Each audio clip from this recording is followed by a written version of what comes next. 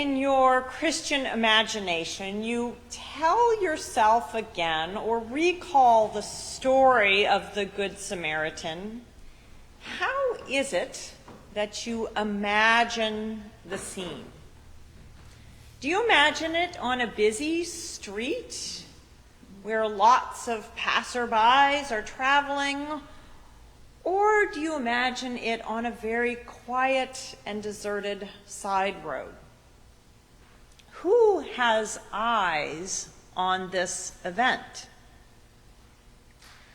For my part, I mostly imagine that this happens far away from the bustling crowd. That is likely the case on a road from Jerusalem to Jericho. A man who has been beaten is left on the side of the road. No one seems to have seen his molestation. No one is there to provide immediate aid. So there he lies.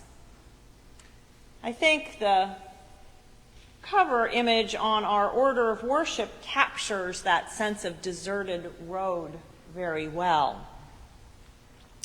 So when this first passerby travels by, he is able, without others observing, to have this internal dialogue about whether to help, with nobody observing or making judgments about his choice not to render aid.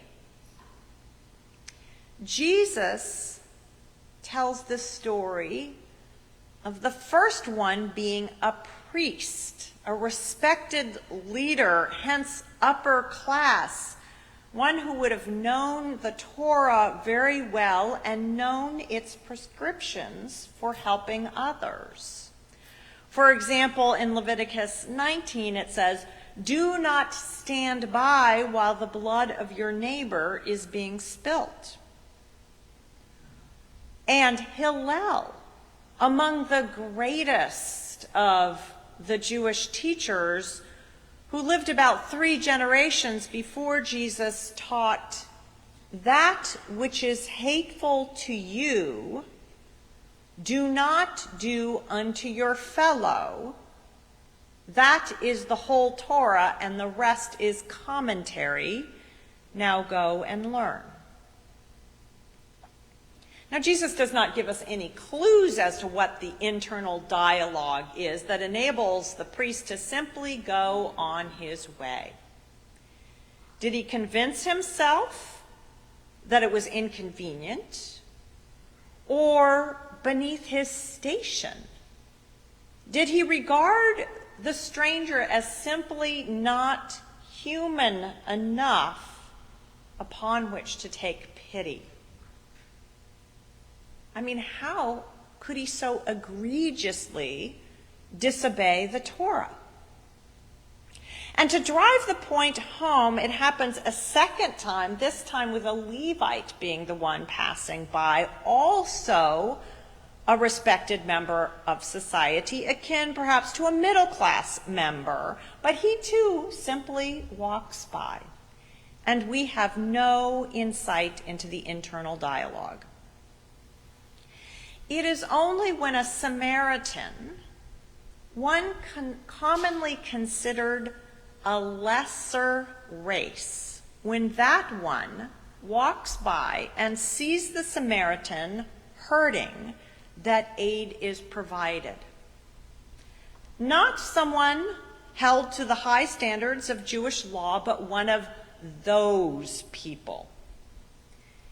And it may be that being one of those people, one commonly ignored and looked down upon by this society, normally one sort of cast to the side, that this Samaritan had a particular perspective that enabled compassion. He is not too high to see the humanity in the hurting man. And seeing his humanity, he is moved to render aid.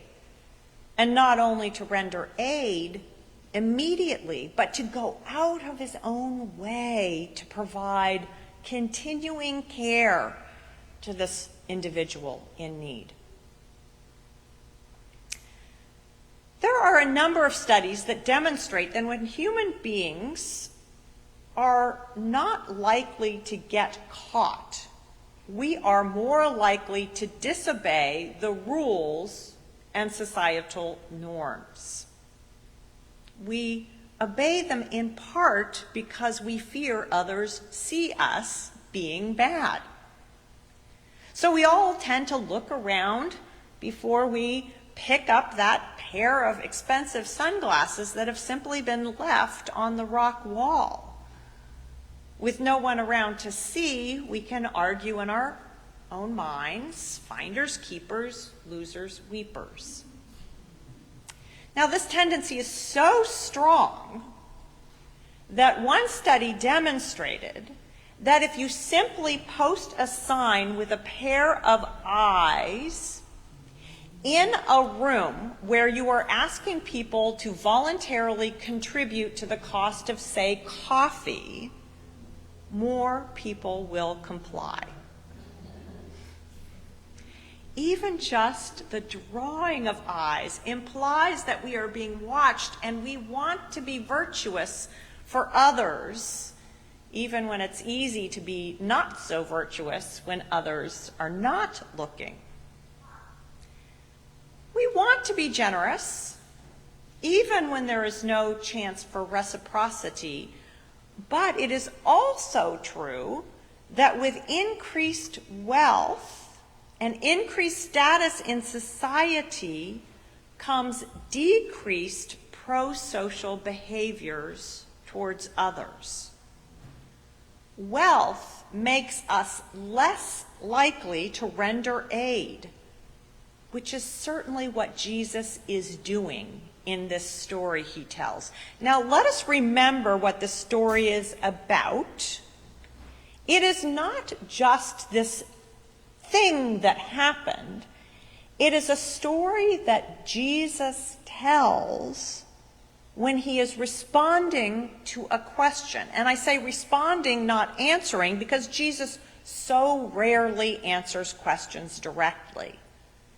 The question is, who is my neighbor?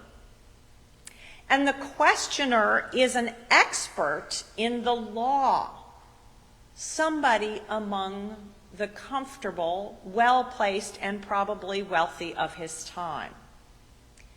And the effect of this story, when we first hear it, is to wonder whether Jesus' point is that the person beaten by the side of the road is our neighbor. That we're supposed to pay attention to the one who is beaten and by the side of the road. That's not a bad reading of what it is to have a neighbor. That person there is my neighbor. I'm supposed to attend to them. But instead, Jesus shifts the nature of the question by posing this implicit wonderment: which of the three passerbys was the neighbor to the one lying on the side of the road? Jesus is teaching not about who is a neighbor, but how to be a neighbor. What begins as a question about how to love one's neighbor is shifted into a parable about how to act, to be a neighbor. Now, I would say that all of us are fairly generous souls, and one good thing about churches is churches are a place where we have an eye on each other and each other's generosity, which is good for us all. It's good for us to be public with our generosity. We are more generous when others are looking. And so, to add to the long list of reasons why church is good for human beings, here's another one. Church provides a place where others have an eye on our neighborliness. But I might also add that the true test of neighborliness, of loving neighbor, is not what we do when others are watching. It is what we do when only God is watching. Being a neighbor is the compassion we show on others in need, the mercy that we offer when no one has eyes on us but God alone. May we rejoice that God is always watching us.